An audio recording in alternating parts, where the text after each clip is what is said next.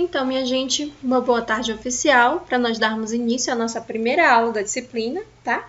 Essa disciplina é Saúde da Mulher e do Neonato. É uma disciplina que tem muito conteúdo, tá bem? A apostila já foi encaminhada para a escola, vai ser encaminhada para vocês ainda hoje nos grupos, tá? Não sei a hora, porque eu tô com muita dificuldade aqui em relação ao acesso das plataformas, porque eu ainda tô recuperando o Google Drive, essas coisas levam um tempo. Mas eu acredito que hoje ainda eu consiga carregar e encaminhar tudo para vocês aí no grupo. A aula de hoje, o cronograma e a apostila, tá bem? Se eu não conseguir encaminhar hoje, no máximo amanhã de manhã vai estar disponível para vocês. Então, essa disciplina, ela tem 50 horas, tá? Tem bastante conteúdo. Tem conteúdos relacionados à saúde da mulher e tem conteúdos relacionados ao período gravídico e ao nascimento da criança e as primeiras horas em que a enfermagem ela faz esse acompanhamento da criança atuando na sala de parto, durante o acompanhamento, né, do crescimento e desenvolvimento da criança, só que essa parte vocês já observam em saúde da criança. E o técnico de enfermagem também atua no acompanhamento do desenvolvimento gestacional. Então, essa disciplina, ela flutua, né? E ela transita dentro do período gravídico da mulher, do ciclo ovariano, né? E do parto e pós-parto, que a gente chama de puerpério. Então, hoje, para a nossa primeira aula, eu separei para vocês em módulos, vai ter anatomia e fisiologia do sistema reprodutor. Amanhã vai ter algumas patologias ginecológicas e os exames ginecológicos que a gente faz à mulher. Na sexta-feira vai ser o dia destinado para vocês executarem as atividades, como a gente sempre vem fazendo, né? Eu dou aula até quinta, na sexta-feira vocês estão liberados para fazer as atividades. Então, amanhã já encaminho a primeira atividade, né? Valendo 1,5 ponto, nós teremos 2 atividades. Cada uma vai valer 1,5 ponto. Vocês têm aí a sexta para executar e até a segunda-feira para me encaminhar, como a gente sempre vem fazendo, tá? Na semana que vem, a gente vai ter mais 4 aulas, de segunda a quinta. Na sexta-feira, dia 15, vai ter mais uma atividade. Então, as 2 sexta-feiras eu separei para que a gente fizesse a atividade. Por que eu gosto de separar a sexta-feira? Porque quem trabalha a semana inteira tem condições de fazer durante o final de semana, né? E esse final de semana da gente vai ser um final de semana atípico, em que todo mundo é obrigado a ficar em casa. Então, até quem trabalha fora vai ter que ficar em casa. Na segunda-feira, dia 16, dia 17 vai ter a nossa última aula e no dia 18 eu vou estar encaminhando para vocês a avaliação. Vocês vão fazer a avaliação e me encaminhar até o dia 19, tá bem? Até o final da tarde do dia 19. Como o dia 19 é uma sexta-feira, né, eu vou estar encaminhando para vocês a correção e as notas durante o final de semana. Quem ficou de recuperação vai fazer a recuperação, ou quem por algum motivo perdeu a prova vai conseguir fazer a segunda chamada e ou a recuperação no dia 22/3. Então, para quem, né, fizer todos os trabalhos e tirar uma nota acessível na prova e passar, a disciplina vai encerrar no dia 18, né? Porque eu já te entrego a prova, você faz, me devolve, acabou a confusão para você.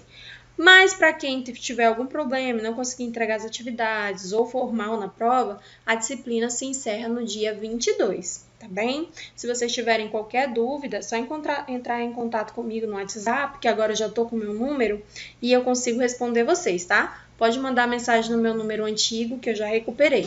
Eu só tô com dificuldade de recuperar ainda alguns drives que eu perdi, mas é uma questão de tempo.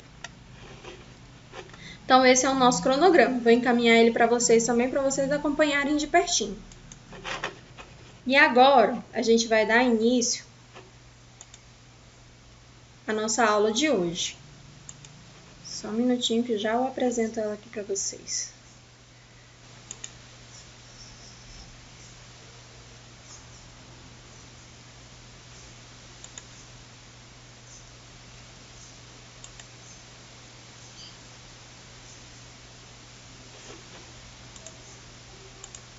Pronto. Primeira aula aparecendo na tela. 3, 2, 1. Foi. Olha só, primeira aula da disciplina de assistência à saúde da mulher e do neonato, tá bem? O recém-nascido nas primeiras até os 28 dias de vida ele é considerado neonato. Então, para a gente começar a disciplina, primeiro a gente tem que entender quais são as estruturas que a gente vai estar analisando, né? A mulher, ela é um todo. Então, vocês vão ver a mulher como um todo em saúde do adulto, que é todas as patologias que acometem, o homem vai acometer a mulher também. Porém, algumas patologias estão mais propensas ao sexo masculino devido ao gênero e outras patologias estão mais propensas ao sexo feminino também devido ao gênero. Na disciplina Saúde da Mulher, a gente fica mais voltado, mais propenso para o sistema reprodutor, né? Porque a mulher, ela nasceu para esse momento da vida dela, para esse momento de gestar. Então, todo o corpo dela se prepara para isso durante todo o desenvolvimento, desde o seu nascimento, né, do processo embrionário, até o momento em que ela chega à idade adulta e, teoricamente, teria condições, né, de evoluir aí para um processo gravídico saudável. Então, o sistema reprodutor feminino, ele é o sistema que está responsável pela reprodução humana, né? E ele cumpre diversos papéis importantes aí pra gente. O primeiro deles é que ele fica responsável pela produção dos gametas femininos. Todos nós sabemos, né? A gente aprendeu lá na nossa aula de ciências ou na aula de biologia no ensino médio, no meu tempo era ciências, acabei de entregar a idade, né? A gente aprendeu que para ter um processo de fecundação, eu preciso de um gameta masculino e de um gameta feminino. O gameta masculino vem com 23 cromossomos, o gameta feminino com 23 cromossomos. Os dois se juntam, vão fecundar, formando assim um zigoto. Esse zigoto vai se dividir pelo processo de mitose e de meiose e vai se transformar em uma mórula. E essa mórula vai se transformar em um embrião. E esse embrião vai se desenvolver, vai se transformar em um feto até o dia do seu nascimento. Então, foi isso que a gente aprendeu lá atrás. Então, qual é o gameta feminino? O gameta feminino são os óvulos que estão sendo produzidos pelos ovários. A mulher, quando ela está lá dentro do ventre materno, ela ainda é só um feto. Ela já vem com a carga hormonal e a quantidade de óvulos que ela vai liberar ao decorrer da sua vida inteira, tá bem? O corpo da mulher já produz ali, ó, os hormônios dentro do ventre materno. Já está produzindo tudo. Então, ela já nasce com a reserva ovariana destinada para o período de vida que ela tem. O corpo humano é uma máquina perfeita e sensacional. É por isso que, às vezes, a gravidez de uma menina, ela tem alguns outros sintomas mais chatinhos do que a gravidez de um menino. Porque a mulher, além de lidar com a ciclagem hormonal dela própria, ela tem que lidar com a ciclagem e produção hormonal do sistema reprodutor feminino do bebê que ela está gestando. Imagina a confusão dentro do corpo dessa mulher, né? É uma bomba de hormônios ali, flutuando e oscilando dentro do organismo desta criatura, né? Então, vamos lá. O ovário, ele é responsável pela produção dos óvulos. Então, é uma produção aí importante pra gente, né? No segmento feminino da coisa. É uma função muito importante e algumas vezes até vital.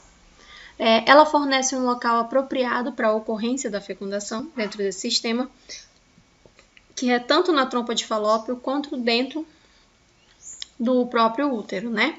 Permite a implantação do embrião já na parede uterina e oferece ao embrião as condições para o seu desenvolvimento, ou seja, todos os nutrientes necessários para o desenvolvimento de um novo ser, né? De células procariontes, de células eucariontes, que darão início à formação de um outro organismo, de um ser vivo complexo, né? Que é o ser humano. Então, ela vai executar também uma atividade motora suficiente para expelir, né, o novo ser quando ele completar a sua formação. Então, dentro lá do útero, nós temos células e essas células são responsáveis pelo acompanhamento do desenvolvimento do embrião. Quando o embrião está completamente formado, já virou um feto, atingiu lá aproximadamente 40 semanas, o corpo ele entra em colapso para expulsar. A partir do momento que ele já gestou e que aquele organismo tem condições de responder por si só, a mulher entra em trabalho de parto. E quem decide isso é o próprio organismo, tá bem? O nome disso é parto natural, quando a mulher evolui naturalmente pela fisiologia do corpo dela. Parto humanizado não significa que é parto natural, tá bem? Você pode ter um parto humanizado por uma cesárea eletiva, né? Uma cirurgia agendada com data e hora marcada. Você pode ter um parto humanizado com uma cesárea de emergência. Parto humanizado é aquele em que a mulher ela recebe a qualidade na assistência do serviço que ela precisa para aquele momento. Isso é parto humanizado, tá? Parto humanizado não significa que é parto natural ou parto vaginal. É bem diferente uma coisa da outra. Então vamos lá. O aparelho reprodutor feminino, ele é formado por órgãos externos e por órgãos internos. Na parte interna nós temos a vagina, os ovários, as tubas uterinas e o útero. Para quem achava que a vagina era toda aquela estrutura que a gente observa a olho nu, se enganou. Vagina é um órgão interno, ela é um tubo, tá bem? Que conecta o útero à parte externa do vestíbulo da vagina, que é a parte externa dos pequenos lábios e grandes lábios. Então, vagina é a cavidade interna. Por isso que alguns medicamentos eles são feitos por via vaginal, porque ele é interno, é aqui dentro. Aqui dentro, ó, a vagina, cheia de terminações nervosas altamente vascularizadas. Então, a absorção dos medicamentos é feita de uma maneira rápida, porque tudo que é mucosa e a gente coloca uma medicação, ela já vai para o processo, quem aqui lembra, né, da farmacodinâmica e a farmacocinética? Então, já começa ali o processo da dinâmica e da cinética de todos os fármacos. É uma via muito utilizada. E é por isso que quando a gente vai no postinho de saúde, a gente não pode estar utilizando creme vaginal de qualquer forma e para qualquer situação, tá bem? Às vezes eu atendia lá no pré-natal ou no acompanhamento mesmo da mulher como um todo, e todas elas, quando iam fazer o PCC, queriam sair de lá com uma pomada vaginal porque achavam que era via de regra, né? E daí, todo mundo sabe dessa turma que eu sou meio avessa à terapia medicamentosa, então eu sempre falava, não tem necessidade, não há porquê, e explicava a ação dos medicamentos naquela área, né? E a mulher achava que era normal, toda vez que ela vai fazer o PCCU, que necessariamente ela precisa de uma pomadinha ou de um creminho lá, para aliviar um sintoma que ela nem tem muitas das vezes, né? E aí a gente tem os órgãos externos. Quais são os órgãos externos? Aquele que a gente observa. Monte púbico ou monte de Vênus. E em algumas literaturas você também vai encontrar monte pubiano. Então a gente encontra nessas três nomenclaturas. Monte púbico, monte de Vênus ou monte pubiano. Vulva, tá bem? Que é a parte externa da vagina. Grandes lábios, pequenos lábios e clítoris. Esses são os órgãos externos que a gente consegue observar a olho nu. Onde que esses órgãos eles estão localizados? Eles estão localizados no interior da cavidade pélvica, né? E a pelve constitui um macro-osso forte que realiza uma função de proteção. Então, dentro da cintura pélvica, né, estão acoplados todos aqueles órgãos que a gente viu anteriormente, tanto os órgãos internos quanto os órgãos externos. Quem cursou anatomia lembra o nome dessa estrutura, né? Os ossos que formam a bacia são sacral, né? Coluna sacral aqui, o íleo, o isquimo aqui embaixo e a sínfise púbica. A sínfise púbica, ela é uma estrutura cartilaginosa, que ela une, né, o isquio direito com o isquio esquerdo, tá? E aqui toda a parte do íleo. Une íleo e isquio, direito e esquerdo. Aqui dentro nós temos os órgãos, né? Como o útero, ovário, tuba, trompa de falópio. Então a gente tá tudo aqui dentro, ó, desse processo de cavidade. Quando o útero cresce, o bebê fica acoplado aqui dentro. O bebê só nasce se a sínfise púbica dilatar, ou seja, se ela sair do lugar. E ela dilata até 10 centímetros, a gente fala que é uma dilatação completa. Por isso as dores. A cada contração uterina, o bebê empurra, ele desce e empurra, ele faz pressão aqui em cima da sínfise púbica, ó, até a sínfise púbica soltar, né? Então, essa cartilagem ela vai afastar um dos dois lados, ou direito ou esquerdo, para que o bebê consiga passar, né? Porque sem o afastamento, a mulher não consegue evoluir para o trabalho de parto. Existem algumas mulheres que anatomicamente não dispõem da sínfise púbica, tá bem? No geral, lá no laboratório, não sei se vocês viram na aula de anatomia, tem o esqueleto masculino e tem o esqueleto feminino. Dá pra gente observar bem essa estrutura, que é uma estrutura diferenciada. Os ossos da bacia, da cintura pélvica da mulher são ossos mais largos, mais achatados. Os dos ossos da bacia dos homens são ossos mais longos, né? São ossos mais compridos. Por conta dessa questão anatômica, o homem ele não tem como gestar, né? Ele não tem nenhum órgão ali oco ciliado que cresça para expandir o abdômen dele. Quem tem é a mulher. Então, o corpo ele se prepara, né, para essa função, a função de proteção, armazenamento e expulsão no final do período gravídico, tá? E é por isso que a mulher relata muita dor, porque é um osso saindo no lugar.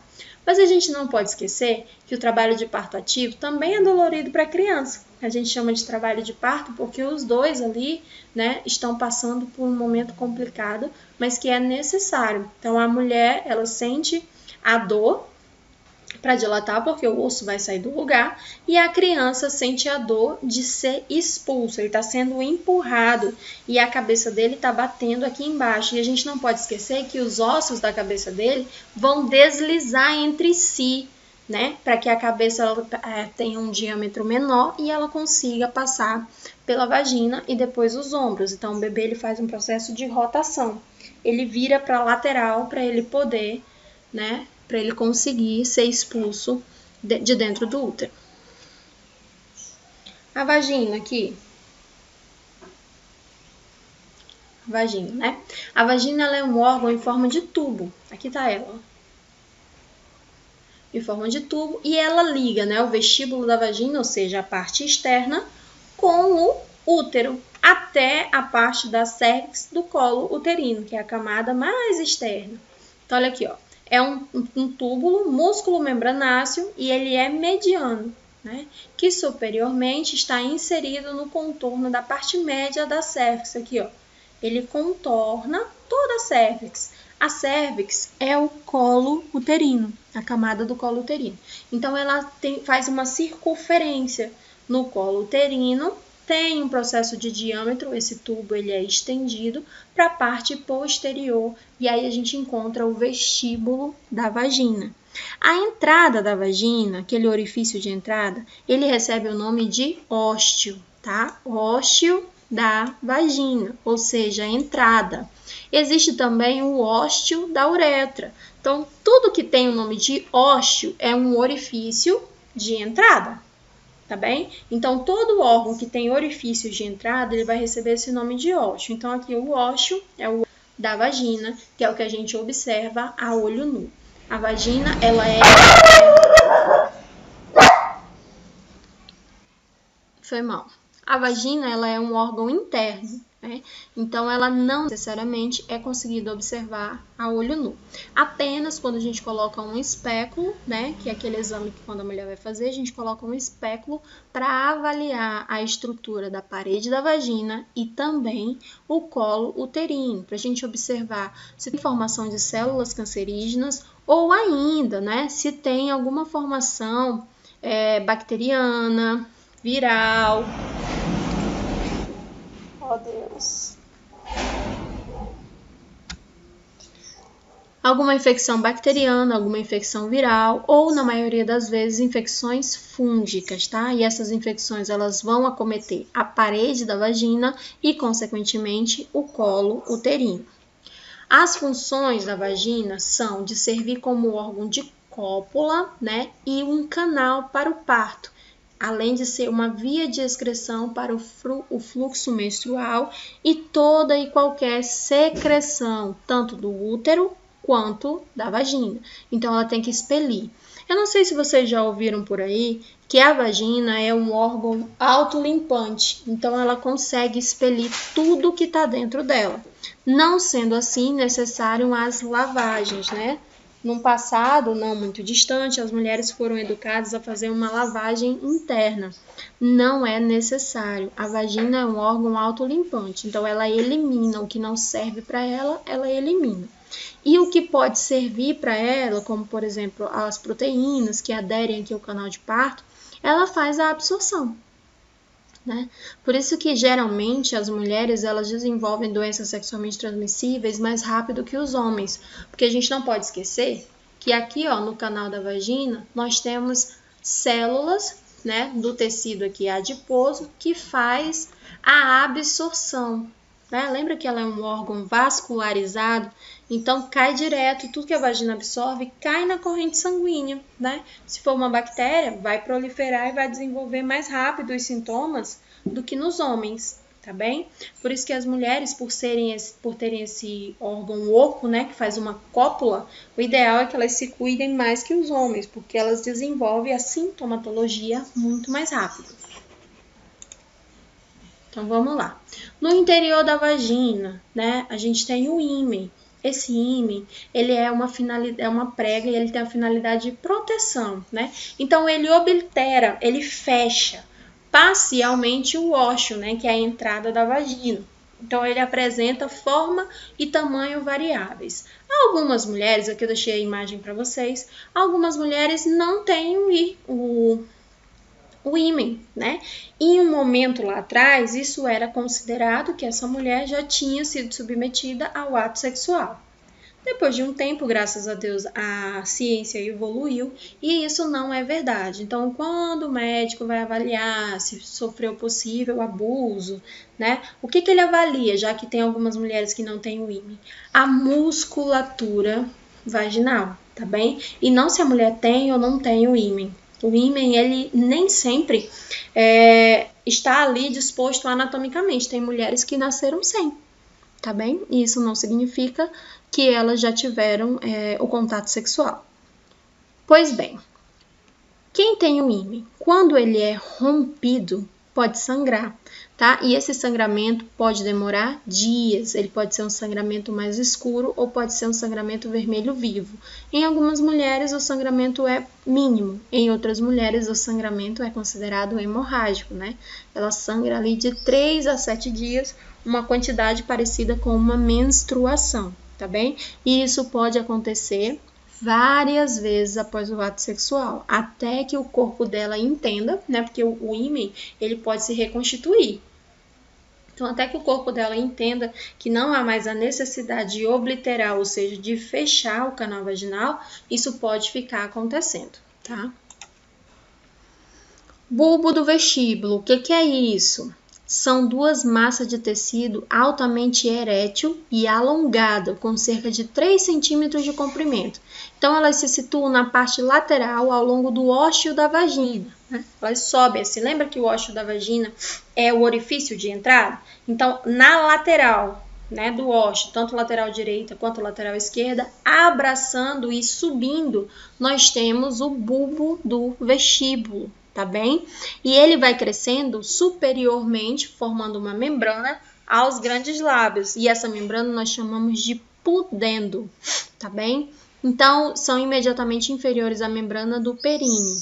Eles são recobertos, né, inferior e lateralmente pelos músculos bulbo-esponjosos. Tudo que é bulbo esponjoso, ele tem corpo cavernoso dentro dele. Dentro dessas cavernas, moram as células sanguíneas, que fazem a absorção, e moram também as células receptoras. Então, são órgãos sensíveis ao toque, porque tem sensibilidade, né?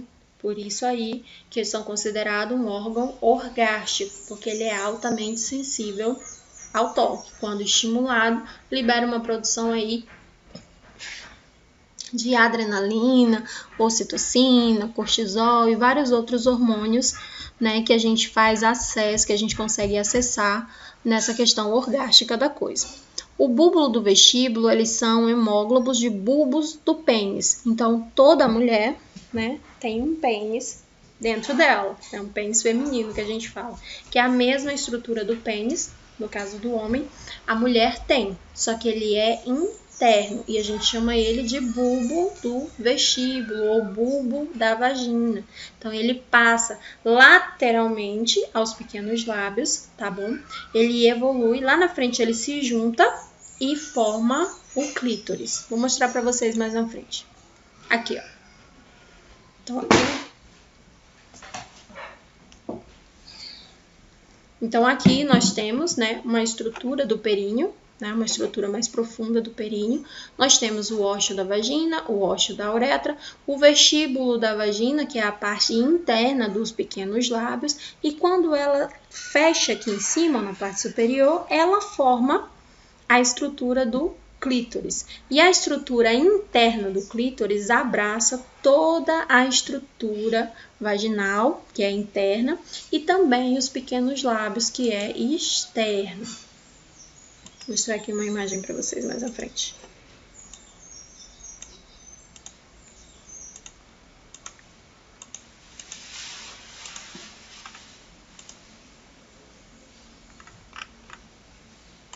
Aqui, ó, tá? Essa é uma parte dele, a parte interna do clítoris. Lembra muito, né, a formação peniana, a estrutura peniana. Então, aqui, ó, ela tá por trás dos grandes lábios, né, abraçando os pequenos lábios e fechando aqui, ó, o ósseo da vagina. Então, não só clítoris é altamente sensível, como toda a estrutura, né, do monte pubis e também o ósseo da vagina, que aqui, ó, a gente ainda tem, né, vesquícios do clítoris e do pudendo.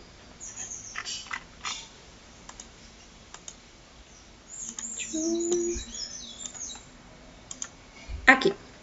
As glândulas vestibulares, tá? Glândula vestibular são as glândulas que ficam próximas do ósseo da vagina.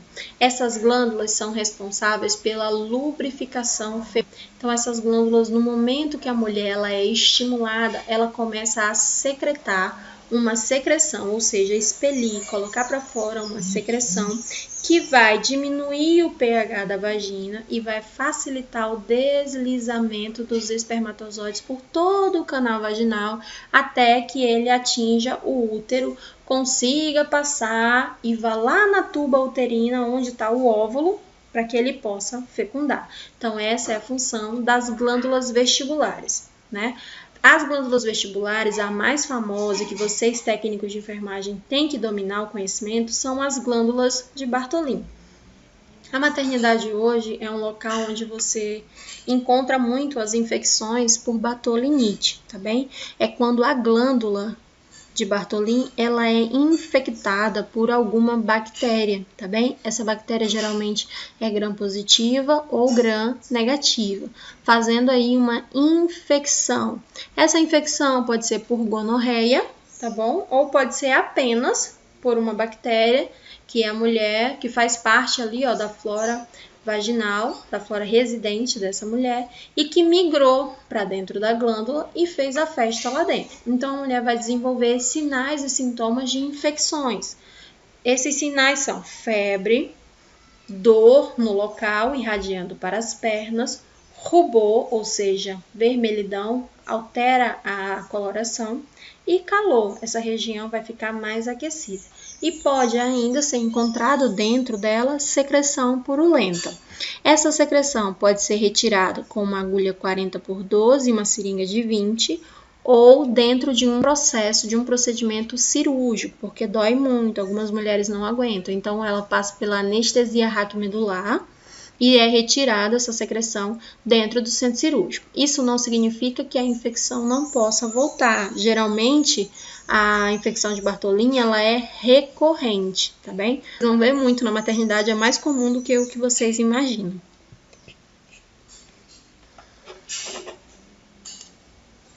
Quando a mulher ela vai atingindo a idade adulta e ela vai saindo ali da idade gravídica, né, que é até os 35 anos aproximadamente, a glândula de Bartholin, ela começa a involuir, ou seja, ela começa a diminuir. Ela vai adquirir um aspecto de uva passa, ela vai ficando velhinha, né? e ela vai evoluindo, ou seja, diminuindo. E aí, consequentemente, a sua produção de secreção também diminui, né? O que acontece com algumas mulheres que perdem a lubrificação, ficam mais ressecadas no momento ali do climatério, que é quando ela para de menstruar ou está no momento de transição para entrar na menopausa. A primeira coisa que as mulheres relatam é esse ressecamento vaginal. E aí elas têm que fazer uso de medicação para ajudar a glândula a produzir, ou elas podem fazer a própria lubrificação manual, né? Com alguns lubrificantes que tem disponíveis aí no mercado já. O monte pubis aqui, né? O monte pubis ele é formado pelo períneo, tá bem? Que é essa musculatura aqui, ó, que envolve todos aqueles órgãos internos. O períneo é ele que segura, ele é o órgão de sustentação. Então ele recobre ali, ó, toda a cintura pélvica, se une, né, entre as nádegas, formando aquela linha que vem desde o ânus até o ósseo da vagina. A gente chama aquilo ali de sutura do períneo. Então, é a parte estrutural do períneo que a gente consegue observar a olho nu. Então, quando uma mulher faz uma cirurgia, né, de períneo, a perineorrafia, ela vai só costurar o músculo no local onde ele estava antes, para que ele possa sustentar melhor os órgãos. E, consequentemente, ele, por fechar um pouquinho mais o ósseo da vagina, né, algumas mulheres recorrem a isso por uma questão estética, tá? Mas não havendo a necessidade. O SUS não cobre essa cirurgia, cobre apenas quando tem prolapso de bexiga, ou seja, a bexiga caiu e a mulher não está conseguindo segurar, né, a urina, por exemplo. Quando ela espirra, ela tem escape urinário. Quando ela sorri, ela tem escape urinário após várias gestações. Então, o SUS ele cobre nesse quesito, tá bem? Ou quando tem prolapso uterino, que é quando o útero ele cai e ele apresenta, lembra do colo uterino? Ele é visto aqui, ó, no ósseo da vagina, tá bem? Em algumas mulheres é possível observar o colo do útero, ele fica tão baixo que às vezes ela tomando banho ela consegue tocar, tá bem? Isso acontece muito quando a mulher ela tem múltiplas gestações e todas elas são de parto normal. Então nós temos aqui, ó, o monte de Vênus, que é o monte pubiano aqui em cima, ó. Ele é constituído de tecido adiposo e de tecido conjuntivo. E ele reveste toda a sínfise púbica, né? E os ossos que são da pubis estão mais adjacentes. Essa pele, ela é recoberta por glândulas sebáceas. E depois, quando a mulher atinge a idade da puberdade, essas glândulas sebáceas são substituídas por pelos pubianos, tá bem? Então é muito comum, né? Ali quando a menina tá entrando no processo da puberdade, as células irem sendo trocadas aos poucos, tanto do homem quanto na mulher. Mas aqui, ó, a gente só tem pelo no monte pubiano na parte externa e não na parte interna.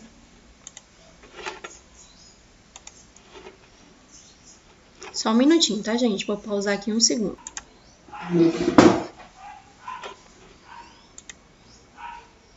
Prontinho.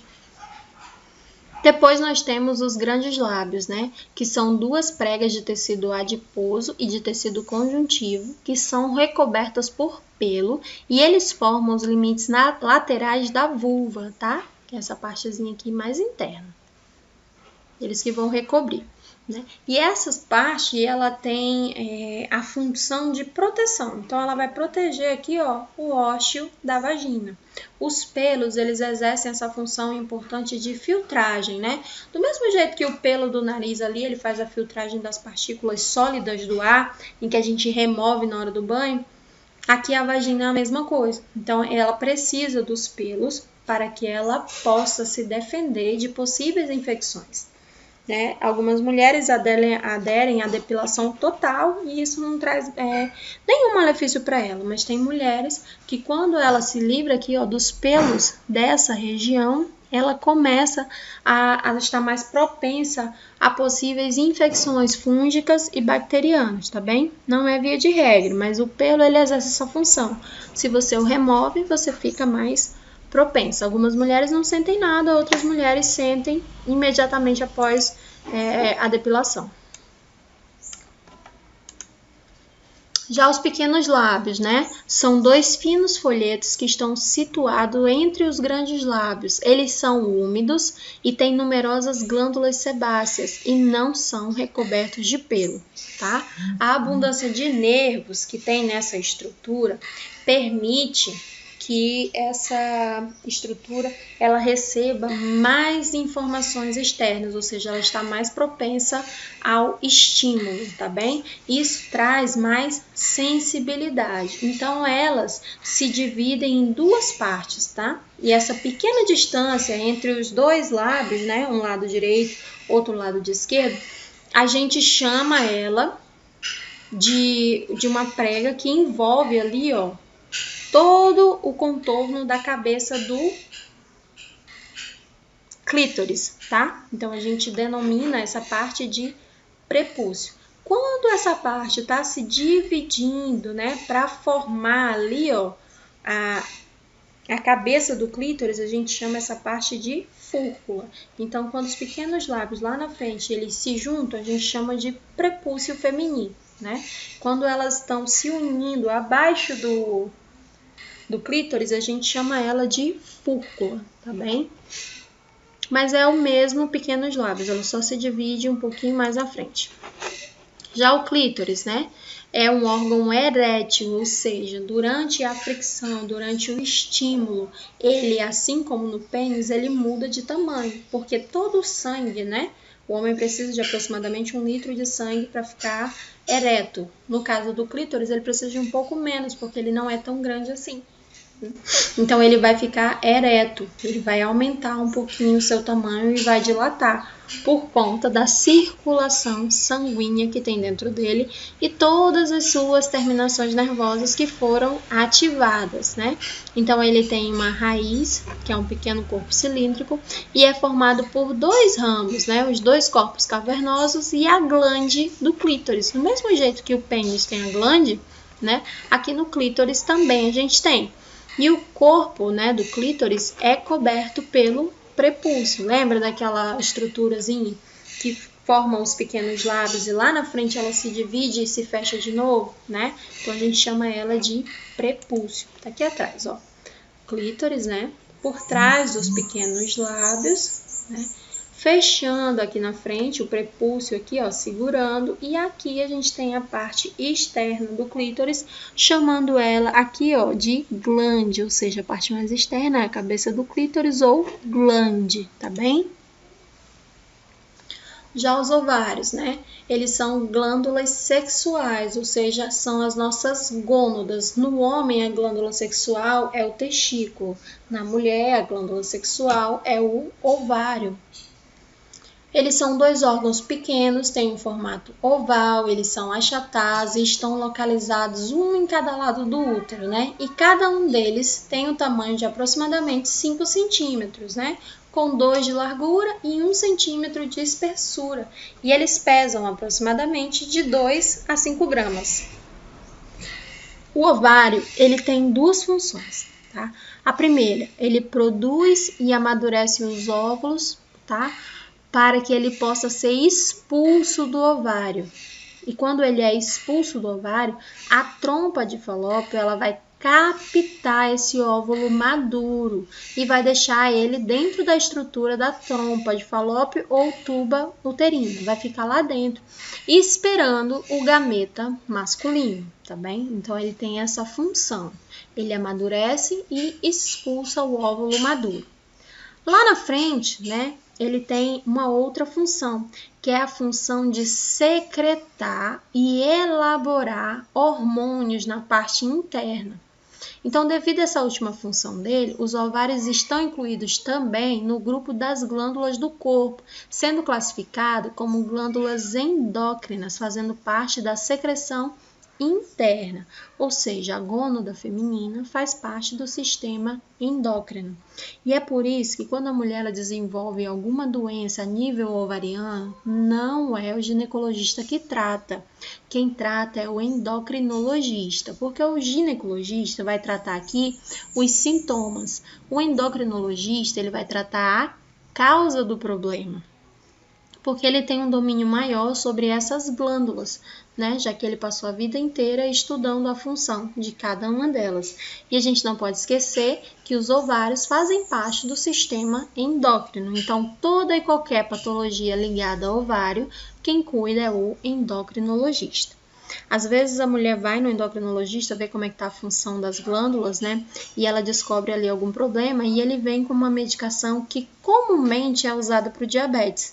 E algumas mulheres não querem aderir ao tratamento, porque elas acham que o tratamento ele deve ser à base de anticoncepcional. E não é, porque o anticoncepcional ele só vai tratar o sintoma, tá bem? Ela vai melhorar por um período, mas no dia que ela quiser se livrar do anticoncepcional, vai voltar tudo.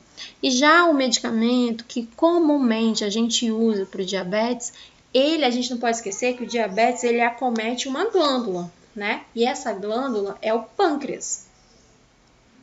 Então, se o ovário é uma glândula e ela está acometida por uma patologia, a medicação que trata a glândula, né, vai também ser eficaz no tratamento dessa outra glândula que está passando por uma disfunção nesse momento. Então, não é que o medicamento ele seja para a diabetes propriamente dita, não. Ele é para melhorar a função de uma glândula, que nesse caso, né, nessa situação, seria o diabetes. Mas se for usado para um tratamento no ovário policístico, ele também vai ter uma eficácia, porque ele atua na função das glândulas e não no tratamento da doença, né? Se você melhora ali a função da glândula, consequentemente, você consegue resolver a questão da doença. Então, a gente trabalha aqui a causa e não o sintoma, tá bem? Então, a gente tem que mudar um pouquinho essa cultura aí na nossa cabeça, de achar que o ginecologista, ele é capaz de tratar, né, a patologia relacionada ao ovário, uma vez que o ovário faz parte do sistema endócrino. A função endócrina, né, do ovário é a produção da progesterona. O que é a progesterona, né? É um hormônio sexual feminino que é produzido principalmente nos ovários após a ovulação de cada mês. Então, ela é a parte crucial no ciclo menstrual, né? E ela faz a manutenção também do período gravídico. Então, todo mês, a período fértil. Quando ela entra no período fértil, o ovário ele vai liberar progesterona. Ele aumenta o nível de progesterona na corrente sanguínea, favorecendo assim o espessamento do endométrio lá na camada uterina, vai ficar mais vascularizado, vai aumentar de tamanho, vai ficar propenso para receber a nidação, ou seja, a fixação do embrião já fecundado, tá? Então, o corpo se prepara. E quem faz esse preparo? Elevando a temperatura, deixando a vagina menos ácida, mais propensa ao ato sexual, é o hormônio da progesterona. Se a mulher não engravida dentro desse período fértil, o que acontece? A progesterona começa a cair na corrente sanguínea. Cai, ao ponto do corpo entender que aquela mulher ela não vai engravidar. E aí ele descama o endométrio e a gente chama essa descamação de menstruação, tá? É por isso que tem vários hormônios, vários anticoncepcionais à base de progesterona. Por quê? A progesterona, quando a mulher está grávida, ela fica num nível elevado no corpo. Se essa mulher ingere progesterona diariamente ou mensalmente, o corpo dela vai entender que ela está grávida. Se o corpo dela entende que ela está grávida, teoricamente não se faz necessário que ele se prepare para uma nova gestação, né? Então, os anticoncepcionais à base de progesterona, eles trabalham nesse sentido, de enganar o organismo. Consequentemente, né, ele inibe essa ciclagem hormonal do organismo, impedindo uma gestação, porque ele é o hormônio que está muito presente quando a mulher está grávida. Então, ele trabalha aí, ó, enganando o organismo.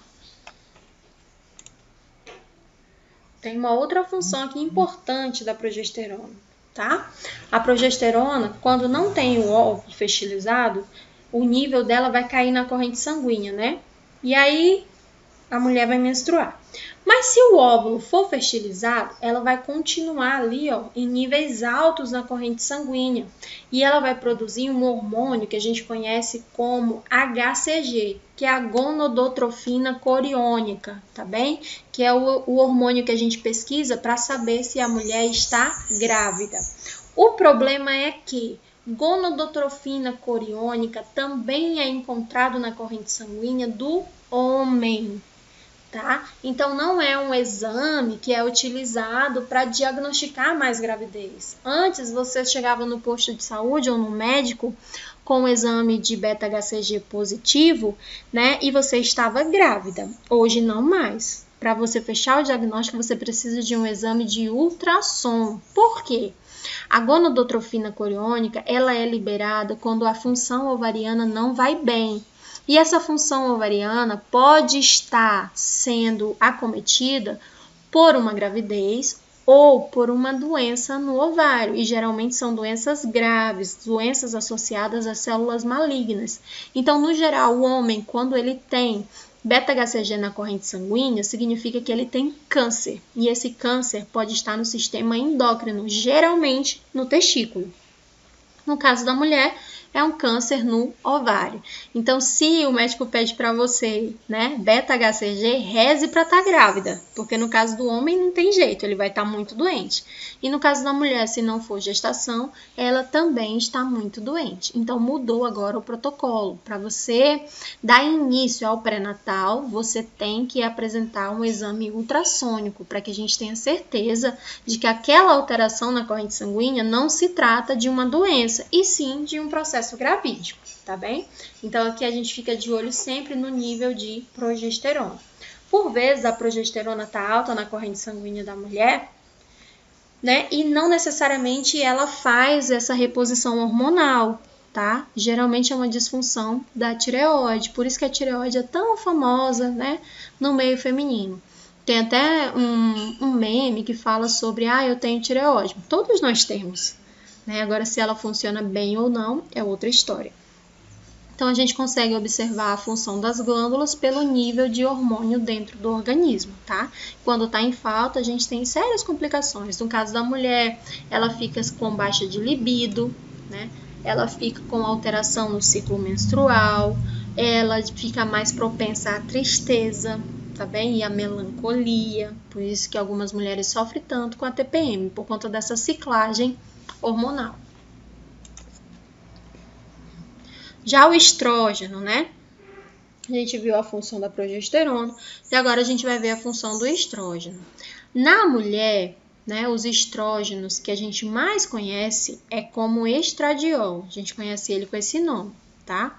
E eles estão relacionados à preparação do útero para a produção, né, e a determinação dos caracteres sexuais secundários, como, por exemplo, o crescimento da mama, o alargamento da bacia, a deposição de gordura nos locais certos dentro do organismo.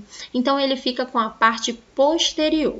Primeiro, ele trabalha, né, na estrutura física da mulher, transformando a menina em mulher, ou seja, ali nas glândulas mamárias, ele vai desenvolver os pelos pubianos, vai desenvolver o amadurecimento dos órgãos internos e vai fazer a manutenção do campo uterino para que possa, né, fecundar. Então, ela vai amadurecendo os órgãos. De acordo com que a menina vai crescendo, os órgãos reprodutores internos, eles vão se desenvolvendo e envelhecendo de acordo com a idade cronológica da mulher, tá bem? Então, o estrógeno, ele trabalha nessa parte, né, nessa parte mais secundária da coisa.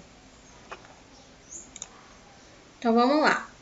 Tuba uterina ou trompa de Falópio. Falópio foi o cara que fez o estudo dessa estrutura, descobriu a função dela e para que ela servia dentro do organismo, e ele deu o nome dele para ela, né? Que ele não era bobo nem nada. Então, ele colocou lá que era trompa de Falópio. Em algumas literaturas, você vai encontrar como tuba uterina, tá bem? Trompa de Falópio ficou no passado. Porém, é importante a gente colocar, porque a maioria das pessoas conhece como trompa de Falópio, tá? Em algumas literaturas mais atualizadas, você vai achar como tuba uterina. Então, a tuba uterina, ela mede aproximadamente 10 centímetros cada e ela vai se estender na parte lateral do útero até os ovários, né? E ao contrário do que todo mundo pensa, a tuba uterina não faz parte do útero. E sim, ela é um órgão à parte, com funções e características bastante diferentes, né?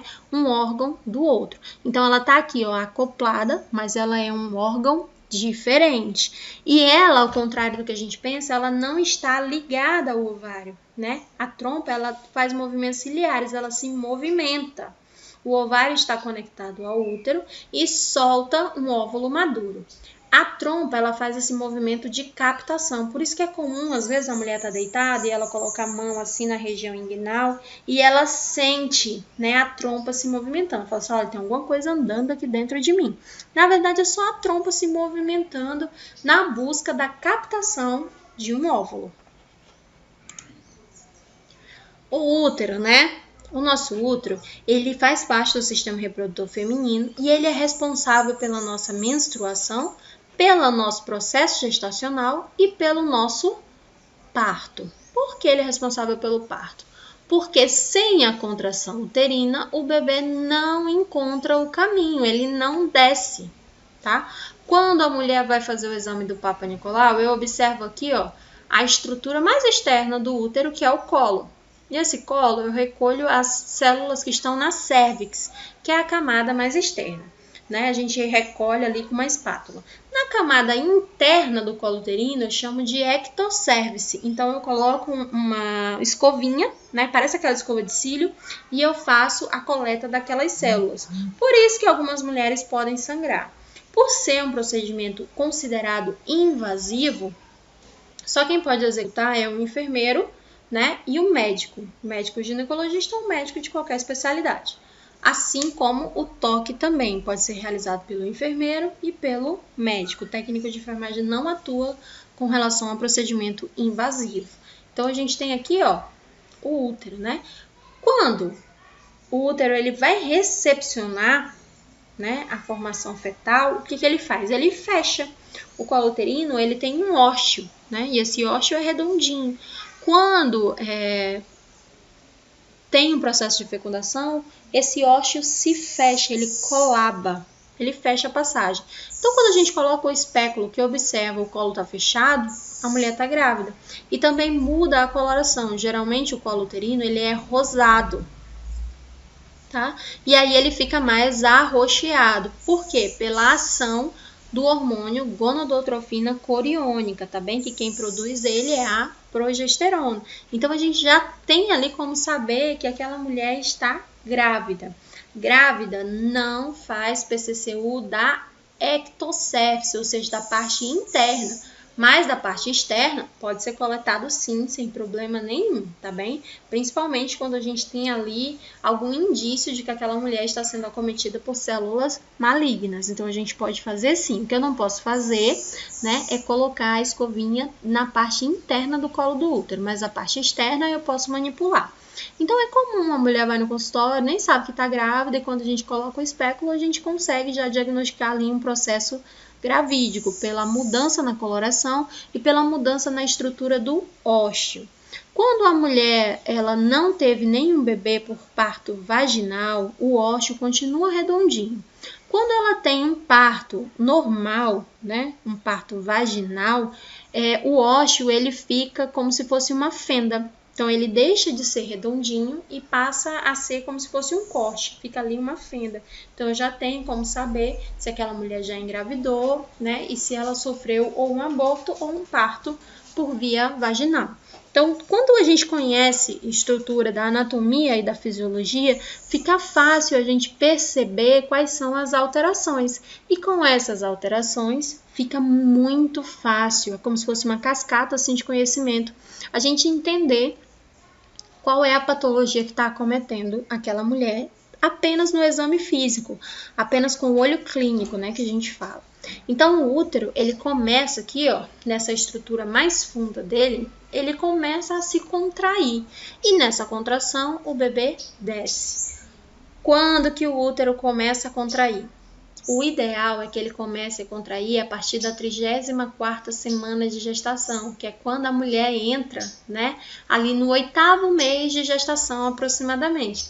Então ela começa a sentir a contração de treinamento, que a gente chama de Bradston-Hicks, ou seja, é uma contração falsa. Porém, a dor é verdadeira. Por isso que a mulher ela dá muitas viagens na maternidade, porque a dor é tão forte, a contração de treinamento ela é tão intensa, que a mulher acha que já está na hora de ter o bebê e corre para a maternidade, né? Então, a nossa parte lá é a parte de orientação, né? De explicar para essa mulher que isso é um processo fisiológico, que isso é normal, que o corpo dela está treinando, né? Não sei se vocês já viram algumas mulheres mais antigas, elas falam assim: ah, fulano não vai ter bebê agora não, que a barriga dela tá muito alta. Aí a outra fala assim, não, a fulano vai ter bebê esses dias, porque a barriga dela tá muito baixa, né? Porque quanto mais o corpo se prepara para o trabalho ativo de parto, mais contrações de treinamento essa mulher tem. E, consequentemente, o útero empurra o bebê para baixo.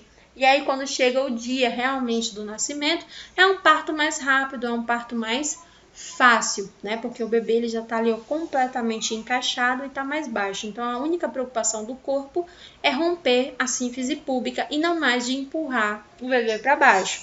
Tanto que a maioria das mulheres, ela não sente a fase expulsiva, ela sente a dor da dilatação, mas o próprio útero expulsa o bebê. Vocês vão ouvir a expressão parto-quiabo, né? Que é quando o próprio útero expulsa o bebê e o bebê desliza. Então, não tem aquele momento da força, né? Ah, faz força para o bebê descer. Não existe isso nesse tipo de mulher. O próprio útero, ele expulsa, tá bem? Aqui, as camadas uterinas, né? Na estrutura do útero, a gente vai ter a porção dele, né? O corpo do útero, o colo do útero e o fundo uterino. O fundo uterino é a parte que vai crescer e vai comprimir os órgãos, né, do abdômen, como, por exemplo, intestino grosso e delgado, estômago, né, diafragma. Então, ele vai comprimir tudo ali. De acordo com o que o abdômen gravídico vem subindo, ele vai comprimindo todos os órgãos. Quando a mulher evolui para o trabalho de parto e o bebê é expelido, o que acontece? Todos os órgãos voltam para a cavidade normal. Só que essa mulher passou pelo menos uns 6 meses com todos esses órgãos comprimidos. Quando eles voltam, né, para a cavidade abdominal, para sua localização normal, ela já esqueceu essa sensação. Então, ela fica na impressão de que todos os órgãos vão cair, que está tudo solto dentro dela. Daí a necessidade de algumas mulheres de usar a cinta para sentir esse conforto, né, dos órgãos ali comprimidos e presos no local. Então, algumas pessoas falam da utilização da cinta por um procedimento estético, né? A enfermagem defende o uso da cinta quando a mulher sente essa sensação de que os órgãos estão todos soltos. Então, aí a gente orienta o uso da cinta. Quando não, a gente deixa a mulher à vontade, tá? Tem mulher que não sente isso. Já tem mulheres que sentem essa sensação de que os órgãos estão soltos. Mas a gente tem que estar preparado para explicar que isso é normal. Ora, poxa, ela fez um barrigão enorme. Todos os órgãos que estavam ali dentro tiveram que arrumar um novo espaço, né? Então, assim, o intestino funciona muito pouco, a bexiga funciona muito pouco porque ela perdeu sua capacidade de armazenamento, né? Porque o útero, ele cresceu e comprimiu o intestino lá atrás e sufocou a bexiga aqui na frente, né? Então, a bexiga perde a sua capacidade de armazenamento, o que é muito comum, dependendo da altura uterina, a mulher não conseguir segurar a diurese por muito tempo, né? Ela fica indo ali ao banheiro, final de gestação, praticamente a mulher mora no banheiro. Ela fica no vaso sanitário sempre, né? Expelindo ali aquele líquido dela. Então, é comum a retenção de líquido, porque o retorno venoso fica prejudicado. Quem estudou anatomia lembra da veia cava superior, né? Que ela passa por dentro do abdômen, pela porta hepática, passando lá dentro do fígado. Se o fígado está comprimido, então a circulação ela tá ali comprometida, por isso que é legal fazer uma drenagem linfática nessa mulher, né? Então, quando a gente domina ali de fisiologia, a gente sabe o que esperar dentro de um organismo, tá bom? Então, o útero, ele tem essas 3 divisões. Ele tem aqui o colo, o corpo do útero e o fundo do útero. Ligado ao fundo do útero, nós vamos ter as tubas uterinas e ligado ao corpo do útero, a gente tem as gônadas femininas, que são os ovários. Então, olha só. Dentro do útero, nós temos camadas, tá bem? E essa camada, a camada lá do corpo do útero, é a porção principal, ou seja, ela é a região superior e ela é chamada de fundo do útero. O útero, ele tem o formato de uma pera invertida. Então, pensa assim, ó, no fundo da pera como sendo o fundo do útero. Já o corpo do útero, ele é a porção principal do útero. E essa região superior é chamada de fundo, né? E o corpo dele é chamado de istmo, que é um pequeno segmento bem estreitinho, né? Que é situado no colo do útero e no corpo do útero, que é por onde o espermatozoide vai passar e por onde depois o bebê vai descer, é onde a mágica acontece. E o colo uterino, que tem a camada da cérvix, né? Que é a camada mais externa, ele é a porção mais estreita, ele faz a ligação do útero com a vagina. Então, a gente tem aí, ó, essas 3 partes do útero para a gente estudar, mas eu vou mandar para vocês o material. Dentro do útero, nós temos a camada, né? As camadas dele, a parte dele de estrutura mesmo tecidual. Então, a gente tem o perimétrio, que é a camada mais externa, né? Que é a camada ali, ó, superficial do útero. E ela é constituída por tecido conjuntivo. Nós temos o miométrio, que é a camada intermediária, ou seja, a camada do meio. E ela é constituída por uma musculatura mais lisa. E o miométrio, ele possibilita as contrações no momento do parto e durante a gestação, essas fibras lisas, elas vão aumentar o número dela, né? E vão aumentar de tamanho. Consequentemente, o útero também aumenta o seu tamanho, como se fosse uma bexiga que vai crescendo. De acordo com a quantidade de ar que você vai ejetando, ela vai crescendo. Ruptura uterina é quando o útero ele não aguenta o crescimento e ele estoura. Então, acontece ruptura uterina. Nesse caso, é grave, de emergência, e coloca a mãe e a criança em risco. É por isso que os ginecologistas, eles só indicam gravidez, né, quando o bebê já tem 2 anos, ou seja, você teve um filho e aí teve um parto cesáreo, um parto vaginal. O ideal é que você espere mais 2 anos para o teu útero se recuperar, para que você possa dar uma criança. Ah, professor, mas tem gente que tem um menino por ano, tipo eu, né? Tive um menino por ano. Ok, mas eu tive sorte. Risco tinha de ruptura uterina, sempre vai existir o risco. Assim como existe também o risco de uma ruptura uterina no primeiro filho, né? Então, assim, a gente reza para não acontecer conosco, mas existe a possibilidade, sim, do útero romper, causando uma hemorragia, levando mãe e bebê a óbito. Já o endométrio, ele é a camada mais interna do útero. Nessa camada, que é formado o tecido epitelial, que vai ser altamente vascularizado, rico de nutrientes e vai revestir toda a cavidade interna, que é quando, né, o óvulo já fecundado, ele vem para o útero e fica acoplado ali nessa camada do endométrio. Quando o endométrio não é habitado, né, quando ele não tem ali um embrião acoplado, ele descama. E essa descamação dessa parte do útero, dessa camada do útero em especial, a gente chama de menstruação. Quanto mais o corpo se prepara para gestar, mais dias menstruada a mulher fica, tá bem? E mais coágulos vão sair pela vagina dela. Então, é completamente normal, né, a gente encontrar coágulos no processo menstrual, tá bem? Porque é a parede do útero mesmo, formou ali um tecido, né? Formou uma camada.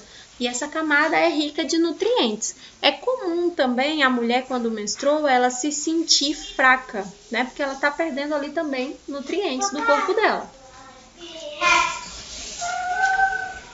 Só um minutinho, gente.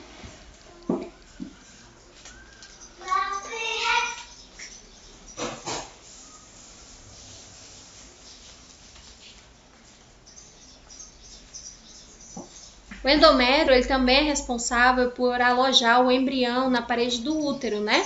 E ele é responsável também por nutrir esse embrião até né, que esse embrião se torne um feto e esse feto esteja apto, né, a funcionar com o seu organismo sozinho. Então chega o dia do parto.